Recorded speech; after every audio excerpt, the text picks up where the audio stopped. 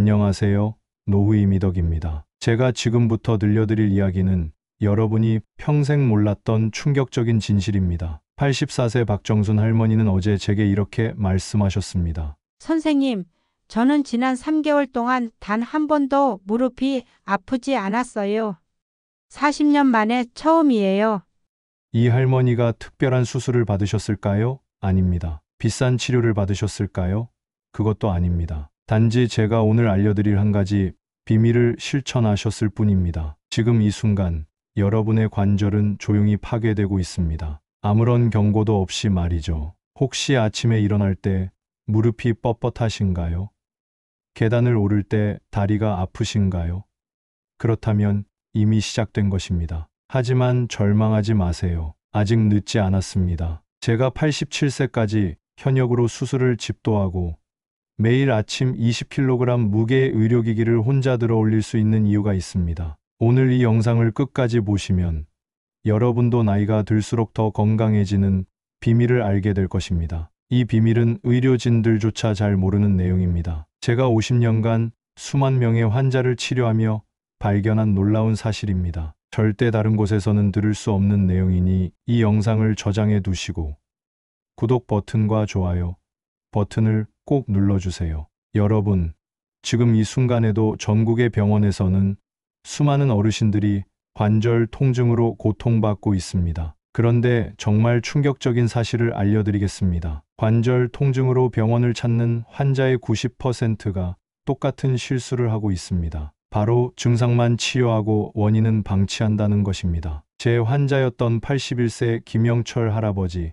이야기를 들려드리겠습니다. 15년간 매일 진통제를 드셨습니다. 주사도 수십 번 맞으셨죠. 그런데 통증은 점점 더 심해졌습니다. 마침내 의사는 더 이상 방법이 없습니다. 인공관절 수술을 받으셔야 합니다. 라고 했습니다. 그때 김 할아버지가 제게 오셨습니다. 절망에 가득 찬 눈으로 선생님, 정말 수술밖에 방법이 없나요?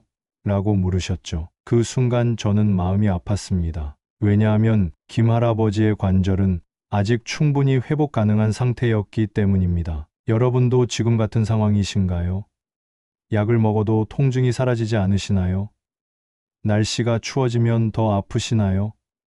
그렇다면 지금까지 잘못된 방향으로 가고 계신 겁니다. 하지만 오늘부터는 달라질 것입니다. 제가 김 할아버지에게 알려드린 그 방법을 여러분께도 공개하겠습니다. 놀라운 일이 일어났습니다. 김영철 할아버지는 제가 알려드린 방법을 단 6개월 실천하신 후 인공관절 수술을 취소하셨습니다. 담당 의사도 이해할 수 없다며 놀라워했습니다. 할아버지의 관절 상태가 눈에 띄게 좋아졌거든요. 도대체 무슨 일이 일어난 걸까요? 비밀은 바로 우리 몸에 숨겨진 치유 능력에 있습니다. 의학계에서는 이미 오래전부터 알고 있었던 사실입니다. 하지만 일반인들에게는 잘 알려지지 않았죠. 바로 올바른 영양소만 공급해도 관절이 스스로 재생된다는 것입니다. 하지만 여기서 중요한 건 그냥 아무 영양소나 먹으면 되는 것이 아닙니다. 정확히 어떤 영양소를 어떤 방식으로 얼마나 섭취해야 하는지가 핵심입니다. 잘못하면 오히려 독이 될 수도 있거든요. 실제로 제 환자 중에는 인터넷 정보만 믿고 잘못된 보충제를 복용하다가 간 기능이 나빠진 분도 계셨습니다. 그래서 오늘은 정확하고 안전한 방법만 알려드리겠습니다. 제가 50년간 임상에서 직접 확인한 방법들입니다. 혹시 나는 이미 나이가 많아서 소용없을 거야 라고 생각하고 계신가요? 절대 그렇지 않습니다. 95세에 시작해도 효과를 볼 수 있습니다. 나이는 핑계가 될 수 없습니다. 여러분, 지금부터 말씀드릴 내용은 절대 잊지 마세요. 관절 건강의 핵심은 단 3가지입니다. 첫 번째는 염증 제거, 두 번째는 연골 재생, 세 번째는 관절액 보충입니다. 이 3가지만 제대로 해결하면 나이가 들어도 젊었을 때처럼 활기찬 생활을 할 수 있습니다. 그런데 놀랍게도 이 3가지 문제를 한 번에 해결할 수 있는 자연식품들이 존재합니다. 특별하거나 비싼 것들이 아닙니다. 우리 주변에서 쉽게 구할 수 있는 평범한 음식들입니다. 하지만 이 음식들의 숨겨진 힘을 아는 사람은 많지 않습니다. 제가 오늘 소개할 첫 번째 음식은 바로 바다의 보약이라 불리는 등푸른 생선입니다. 고등어, 삼치, 꽁치 같은 생선들 말이죠. 이 생선들에는 오메가3 지방산이 풍부합니다. 그런데 이 오메가3가 관절에 미치는 영향은 정말 놀랍습니다. 오메가3는 우리 몸의 염증 반응을 조절하는 핵심 물질입니다. 관절 통증의 주된 원인인 염증을 자연스럽게 줄여줍니다. 실제로 미국 하버드 의과대학에서 실시한 연구에 따르면 오메가3를 꾸준히 섭취한 그룹은 관절 통증이 42% 감소했습니다. 하지만 여기서 중요한 건 섭취 방법입니다. 아무렇게나 먹으면 효과가 없거든요. 정확한 방법을 알려드리겠습니다. 등푸른 생선을 드실 때는 반드시 일주일에 3회 이상 한 번에 손바닥 크기만큼 드세요. 그리고 조리법이 매우 중요합니다. 절대 튀기거나 기름에 볶으면 안 됩니다. 오메가3의 효능이 완전히 파괴되거든요. 구이나 찜으로 조리하는 것이 가장 좋습니다. 생선을 자주 드시기 어려운 분들은 호두나 아마씨를 드셔도 좋습니다. 하루에 호두 7개 정도가 적당합니다. 하지만 더 많이 먹는다고 좋은 것은 아닙니다. 과도하게 섭취하면 오히려 염증이 생길 수 있어요. 두 번째로 소개할 음식은 우리가 흔히 별미라고 부르는 달걀입니다. 많은 분들이 달걀을 그냥 술안주 정도로만 생각하시는데 사실 달걀은 관절 건강에 있어서는 최고의 식품입니다. 달걀에는 콜라겐이 엄청나게 풍부하거든요. 콜라겐은 우리 관절 연골의 주성분입니다. 나이가 들면서 체내 콜라겐 생산이 줄어들기 때문에 관절이 뻣뻣해지고 아프게 되는 것입니다. 그런데 달걀을 꾸준히 드시면 이 문제가 해결됩니다. 실제로 제 환자 중 한 분은 매주 달걀을 2번씩 드신 후 3개월 만에 무릎 통증이 80% 줄어들었습니다. 그분이 저에게 선생님, 달걀이 이렇게 좋은 줄 몰랐어요. 진작 알았다면 이라고 말씀하시더군요. 달걀을 드실 때도 방법이 있습니다. 그냥 매운 양념으로 조리한 것보다는 맑은 국물로 끓여서 드시는 것이 좋습니다. 콜라겐은 물에 우러나오는 성질이 있거든요. 국물까지 다 드셔야 진짜 효과를 볼 수 있습니다. 그리고 꼭 기억하세요. 콜라겐은 비타민C와 함께 섭취해야 흡수율이 높아집니다. 달걀을 드신 후에는 귤이나 딸기,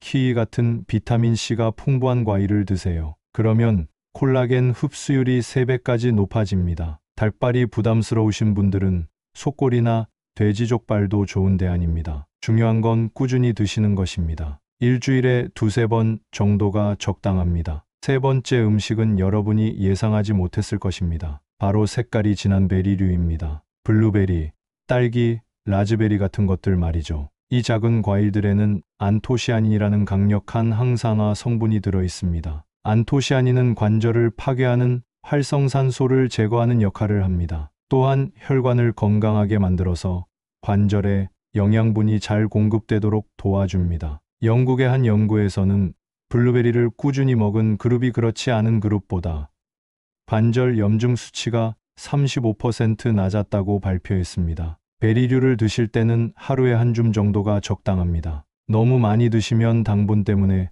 오히려 염증이 생길 수 있어요. 그리고 가능하면 신선한 것을 드시는 것이 좋지만 냉동 베리류도 영양가는 비슷합니다. 당뇨가 있으신 분들은 베리류를 드실 때 주의하세요. 당분이 있기 때문에 혈당 체크를 하면서 드시는 것이 좋습니다. 식후에 드시면 혈당 상승을 조금이라도 줄일 수 있습니다. 네 번째이자 마지막 음식은 우리 부엌에서 쉽게 찾을 수 있는 향신료들입니다. 특히 강황, 생강, 계피가 관절 건강에 탁월합니다. 이 향신료들은 천연 소염제라고 불릴 정도로 염증 제거 효과가 뛰어납니다. 강황에 들어있는 커큐민 성분은 여러 연구에서 일반 소염제와 비슷한 효과를 보였습니다. 하지만 소염제와 달리 부작용이 거의 없어서 안전하게 장기간 복용할 수 있습니다. 생강은 특히 겨울철에 좋습니다. 몸을 따뜻하게 해서 혈액순환을 도와주거든요. 관절에 영양분과 산소가 잘 공급되도록 해줍니다.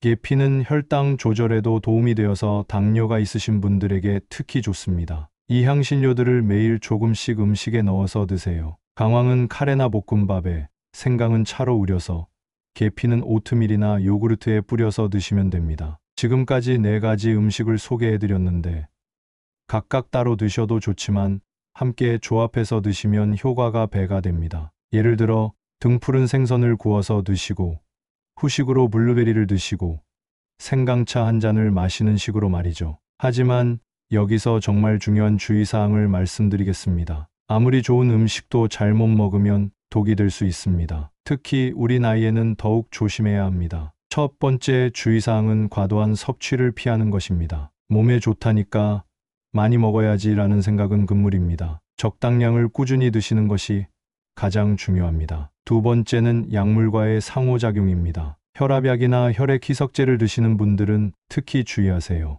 오메가3나 생강, 강황은 혈액을 묽게 만드는 효과가 있어서 약물과 상호작용할 수 있습니다. 반드시 의사와 상담 후 드세요. 세 번째는 알레르기 반응입니다. 새로운 음식을 시작할 때는 항상 소량부터 시작하세요. 몸에 이상 반응이 없는지 확인한 후에 양을 늘려가세요. 네 번째는 소화 문제입니다. 갑자기 식단을 바꾸면 소화불량이나 설사가 생길 수 있습니다. 천천히 점진적으로 변화를 주는 것이 중요합니다. 이제 실제로 이 음식들을 드신 분들의 놀라운 변화 이야기를 들려드리겠습니다. 이 이야기들은 모두 실제 제 환자분들의 경험담입니다. 먼저 87세 조명순 할머니의 이야기입니다. 할머니는 20년간 무릎 관절염으로 고생하셨습니다. 걸을 때마다 아파서 집 밖으로 나가기가 두려우셨죠. 그런데 제가 알려드린 음식들을 8개월간 꾸준히 드신 결과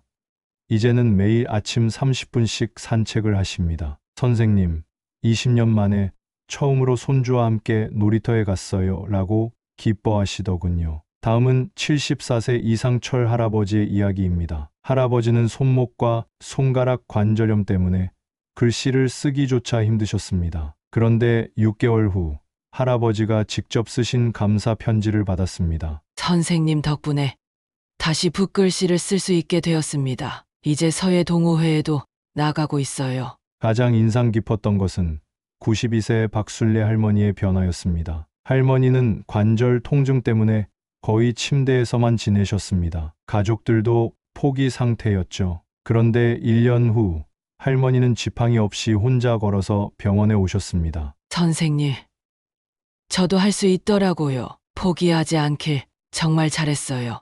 이분들의 공통점은 단 하나입니다. 포기하지 않고 꾸준히 실천하셨다는 것입니다. 처음에는 반신반의하셨지만 작은 변화라도 느끼면서 계속 이어가셨던 거죠. 여러분, 지금까지 긴 시간 동안 제 이야기를 들어주셔서 감사합니다. 하지만 아무리 좋은 정보도 실천하지 않으면 아무 소용이 없습니다. 오늘부터 당장 시작하세요. 처음에는 한 가지 음식부터 시작하셔도 됩니다. 등푸른 생선이든 달걀이든 블루베리든 뭐든 좋습니다. 중요한 건 시작하는 것입니다. 완벽하게 하려고 하지 마세요. 조금씩이라도 꾸준히 하는 것이 더 중요합니다. 식단을 바꾸는 것과 함께 규칙적인 운동도 병행하세요. 격한 운동은 필요 없습니다. 매일 10분씩 가벼운 스트레칭이나 산책만 해도 큰 도움이 됩니다. 무엇보다 긍정적인 마음가짐을 가지세요. 나는 나아질 수 있다는 믿음이 치유의 첫걸음입니다. 우리 몸은 우리가 생각하는 것보다 훨씬 강하고 회복 능력이 뛰어납니다. 마지막으로 여러분께 당부 말씀을 드리겠습니다. 이 정보를 혼자만 알고 계시지 마세요. 주변의 관절 통증으로 고생하는 분들에게도 알려주세요. 이 영상을 공유해 주시고 댓글로 여러분의 경험도 나눠주세요. 건강한 노년은 선택의 문제입니다. 오늘 여러분이 내린 선택이 10년 후 여러분의 삶을 결정할 것입니다. 구독과 좋아요 버튼을 눌러주시고 알림 설정도 해주세요. 다음 영상에서는 노년기 면역력 강화 비법을 알려드리겠습니다. 여러분의 건강하고 행복한 노년을 진심으로 응원합니다. 감사합니다.